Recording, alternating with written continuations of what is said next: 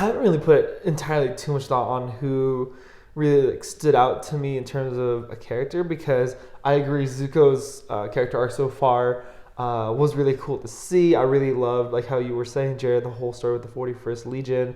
I thought that was just a really cool way to show how honor is so important to the character of Zuko. At the same time, though, I really enjoyed seeing Sokka kind of grow to be kind of who he was as in terms of a leader and a I suppose you could say thinker. I know that engineer, thinker, mechanic, right? The hard thing with the live adaptation, right? I think that one of the biggest kind of things you have to keep in mind when you're watching this show, but you have the cartoon in your head as well. They have to go quicker, right? Like the cartoon, 30-minute, 20-minute episodes, maybe 22 episodes per book, right? They had time to kind of where they could develop things or just tell little stories, right? The adaptation had 8 episodes, an hour each. They had to really put things in there that would develop characters in the way that they needed to, but they needed to make it quick as well. I'm always going to die on this hill that Sokka's character development in the cartoon was just absolutely amazing. I mean, we saw him go from, you could almost argue, honestly, like a misogynistic, stereotypical, I'd honestly maybe say kind of like, not like coward in its sense, but he was kind of just weak, right? But then you can see him grow and be humbled and put through certain things that challenge his worldview to where he becomes a leader, a man, worthy of a sword made out of space rock and leading the entire invasion in the cartoon. And you may not get that entire experience in the live adaptation, but you do get parts of it. I know. So when we get first introduced to him as Sokka in the live adaptation, you feel familiar. There's he's protective of his sister. He has a very big inclination of duty to protect his tribe because his father left that responsibility to him. And I would say as you go and watch him more throughout the show, the comedy is like, it was getting there. I could see the jokes. I thought it was fine. Right. You could see how he learns more what it's like to be a leader and to have this commitment to duty and what it means to be a hero, especially in what you kind of see at the end. I think maybe what his biggest thing was this whole battle, internal struggle of being a warrior as we know a warrior to be versus kind of being a hero, and how being a hero in his sense kind of relates to him personally. I think that we kind of get that a little bit with his conversation with Sai, I believe his name was, where Sai is saying, hey, maybe, there's always a whole thing of like what you're asked to do, but then there's another part of where you find what you need to do and you need to go after that completely. And Sai was thinking that for Sokka, it should be an engineer.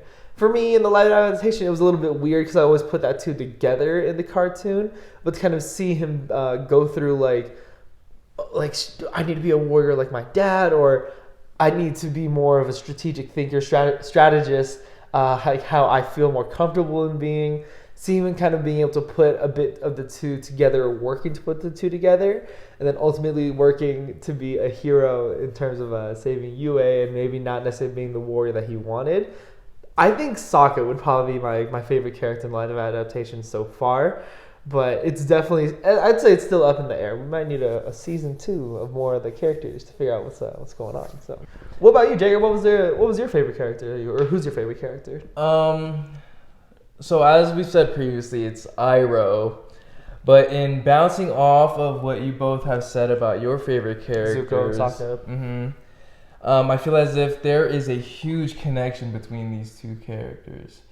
And bouncing off first, we see Zuko and the 41st and how his compassion can prevent those casualties and potentially create an even greater, like Iroh, blanket over the Fire Nation instead of Ozai's initial strategy of, okay, these guys are expendable, we can get rid of them, instead of Zuko's idea where we could potentially see these guys in a greater light. And I know that in the live action series, it wasn't Zuko's plan to have them as his crew, but then we see as Zuko stood up for the 41st, it was Ozai's idea that said, okay, if you want these guys, they're your crew now. Let's see if these guys, we could prevent these casualties and make them stronger. Very cool moment. I don't know, that was actually very like, okay, all right. And in connection with Sokka, we see Zuko gaining his honor, but then we see Sokka's conversation with Yue's father saying, you don't have to be a warrior to be a hero. And I feel like that is Sokka's theme throughout what we see, because as we introduced and are introduced to these characters in the live action series, we see in episode 2, I think, where Aang says, Episode 2, the Kyoshi wears. Oh, well, it might have been episode 1. Hold on, sorry. It might have been episode 1. We see Aang volunteering himself to get captured, but then having to say to Sokka, you know, I've never had anybody fight for me before. I think you are the bravest person I've ever met. I think that's episode 1, but yeah, that was a really cool moment too. And I believe that Sokka really took that as a testament to being brave and courageous and continuing that attribute. Because apart from this animated series, we see Sokka volunteer to go save that weird kid instead of being so argumentative against that idea. We see Sokka really place himself in those shoes. Yeah, I'm gonna protect you. Dad said to protect you, so that's what I'm gonna do. And then same thing with Zuko, it's such a connection to his character to where Dad said this, or I'm gonna do this. So I feel like that's a huge connection between Sokka's and Zuko's characterization.